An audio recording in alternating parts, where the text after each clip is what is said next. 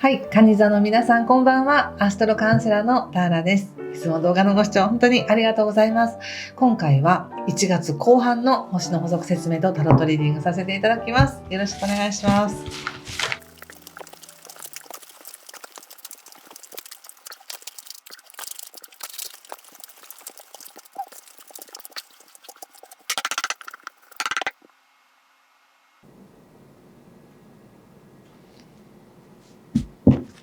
はい、じゃあ一緒に見てみましょう。お願いします。1月後半、デビル逆、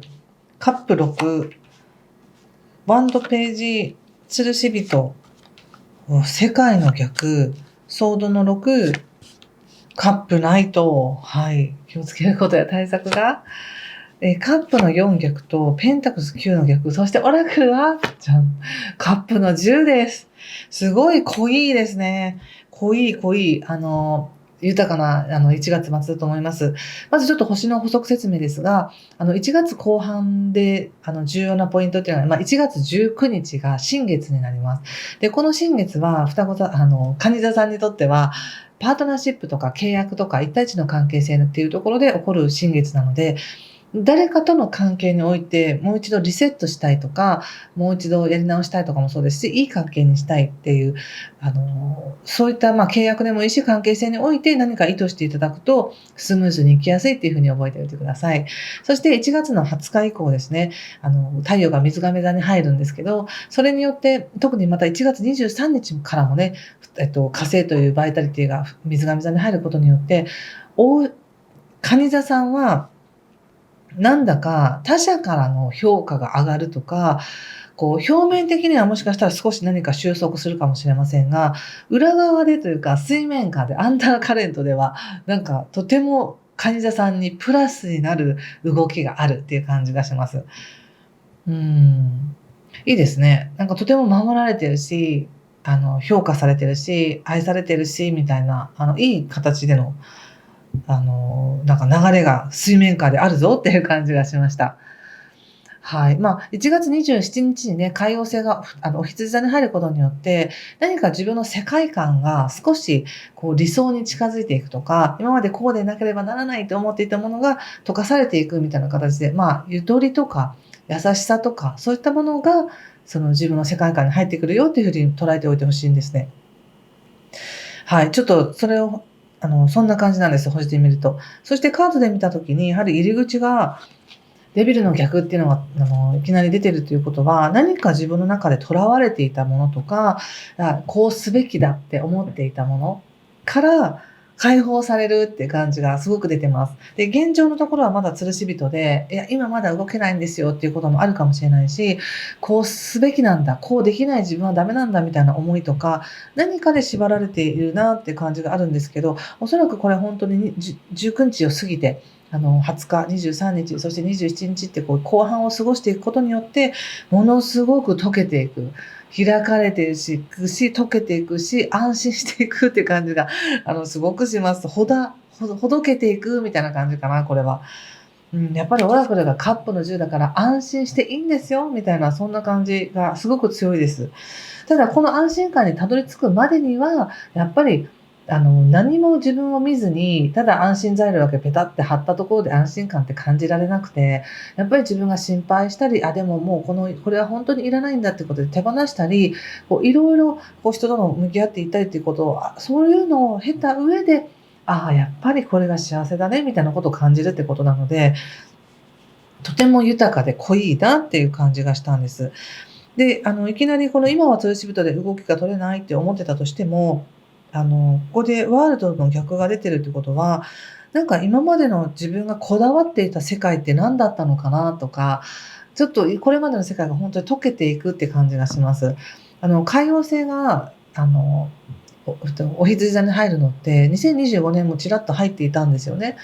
で、その期間にどんなことを、どんな世界的に、社会的にどんな夢を見ましたかっていうのがあるんです。よくあるのが、仕事辞めようかなとか、今ある環境を辞めようかなとか、離れようかなとか、もっと自分の理想の生き方にシフトしていきたいなみたいに思いやすい時だったんです。で、それが、特にね、2025年の場合は、春から10月22日までっていうのが入っていたので、その間何をしていましたかみたいな、その間どんな夢を見ていましたかとか、どうだったかっていうのがヒントになって、また1月27日から入ってくるので、世界がちょっともう少し華やかになるとも言えるし、色濃くなるとも言えるし、でも今の状況にもし自分が固執してたら、それが、薄れていくとも言えるんですね。どっちに焦点を当ててるかによって、見え方、感じ方が変わるんですけど、何かそういったお知らせがあるなって思うし、それを蟹座さん手放すんだなって、溶かされていくんだな、いい意味でって思ったんです。で、溶かされて力が抜けたら自然と流れていくんですよね、不思議に。海の中とかでもそうですよね。力を入れてたら溺れそうになるけど、力を抜いたら自然に浮いたわ、みたいな、そんな感じで、無理しなくても流れていけるんだっていうことを分かったり、ただどうやってこれまで関わってきた人や、お世話になった人とか、そういう人とにどうやって恩を返そうかとか、お礼をしようかみたいなことを考えているのかなって感じがしました。そして、気をつけることとして言われてる、気をつけることってほどでもないんですけども、ここでやっぱりカップの4の逆とペンタクルスの9の逆っていうカードが出ていて、カップの4っていうのはちょっとマンネリとか、ため息をついてるみたいな感じなので、なんとなく自分の気持ちが盛り上がらないとか、もう惰性になっちゃってるとか、そういう感覚もあるかもしれませんが、それがあったってそれでいいんですよって感じ。別に毎日生き生きと、もう生き生きと過ごさなきゃいけないわけでもないし、もうだらーっとしたっていいし、気持ちが盛り上がらなかったら盛り上がらなかったでいいじゃないみたい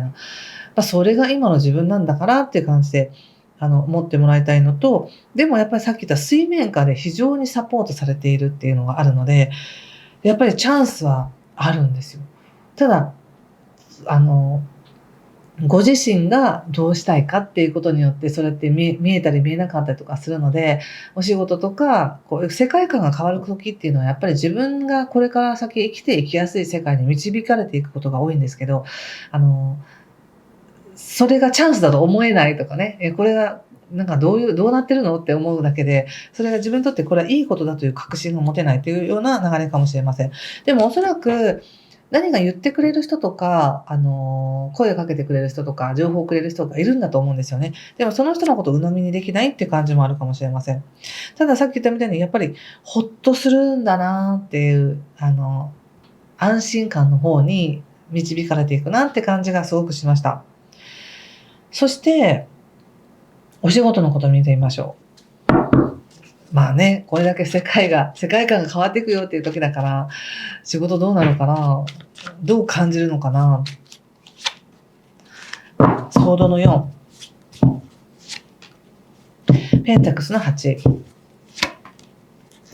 ラバーズということで、仕事に関しては休みたいっていう思いもありますね。ちょっと一時保留にしたいとか、ちょっと休憩したいとか置いときたいみたいな。そんな感じがあります。ただ、ペンタクスの8も出てるので、やっぱりやることはやらなきゃいけないっていうのは分かってます、みたいな感じで、日々やることがあるんだなって思います。で、もう一つ面白いのが、やっぱここでラバーズというカードが出ていて、お仕事でこのラバーズのカードが出てくるっていうことは、初めてなんだけど、未経験なんだけど、そのことに携われるっていうのがあるんですね。だから、なので、経験があるから、それのプロフェッショナルとしてやるっていうのではなく、初めてだけど、やってみたい気持ちがあるからやってみる。それに対して運勢は応援してるよっていうことなんですね。今の会社の中でもしかしたら新しいプロジェクトに携われるのかもしれないし、もしくはご自身が今の仕事に対してちょっと保留にして、ちょっと違う趣味のような楽しみのようなものを仕事にしたいと思っているのかなって感じが出ています。これ1月後半で見てますから、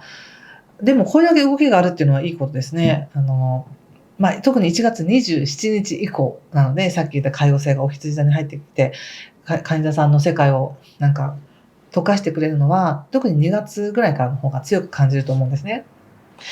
はい、ちょっと、なのでそれを楽しみにしててください。変化を、要するに、なくしていくもの、変わっていくものっていう形で捉えるのか、変化が入ってくる、新しいものが入ってくるとして捉えるかによって全然楽しみとか感覚って違うんですけど、ぜひ後者の方で楽しみとして受け取ってほしいなと思いました。はい。そしてちょっと人間関係見てみますね。人間関係はワンドの9。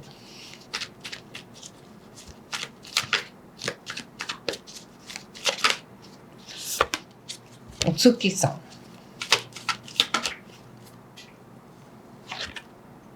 カップの9ということで、何かその誰かとの関係性、これはまあ仕事絡みなのか、プライベートなのか、どんなパートナーか分かりませんけども、なんか自分がそのパートナーと向き合っていく上で、まだ自分が不十分だというような感覚があるのかもしれません。もっと自分がなんかこう、器用に立ち振る舞えたらいいのにとか、もっと自分が時間を取れたらいいのにとか、何かそういう自分の至らなさっていうところに目が向いていて、そのことを相手はどう思うんだろうみたいな感じで気にしてるんですけど、全く気にすることありませんねっていう感じで言われてます。カップの9ですから、いや、想定外の喜びがあるんですよ、みたいな。ここにもカップの10だし、喜んでいいんですよ。今受け入れられてるから、みたいな感じです。なので、自分が至らないとか、不十分だって、みんな万人不十分ですから、ある意味ね、ある意味完璧だし、ある意味不十分じゃないですか。なので、そこは気にしなくていいよっていうことで、ぜひ関係性も楽しんでいってください。自分が関わりたい人と関わっていってください。受け入れられているということを信じてみてください。はい。ということで、最後にもう一枚オラクルカードを引いてみたいと思うんですが、もしここまでの内容良かったよとか分かったよという方は、ぜひいいねボタンやチャンネル登録やコメントお待ちしております。では、いきますね。蟹座さんの1月後半なんか、ちょっといっぱい出てたけど、一番上に見えたのがこれでした。クリエーション。はい。もう一枚見たのはマインドフルネスというカードが出たので、もしこのカードを見て何かしら感じることがあったら、皆さんもご自身の直感を使ってメッセージを受け取ってくださいね。いいですね。ぜひぜひ素敵な時間を、過ごしてください。受け入れられてるよって感じ、育てていけるよって感じがしました。はい。ということで、ありがとうございました。失礼します。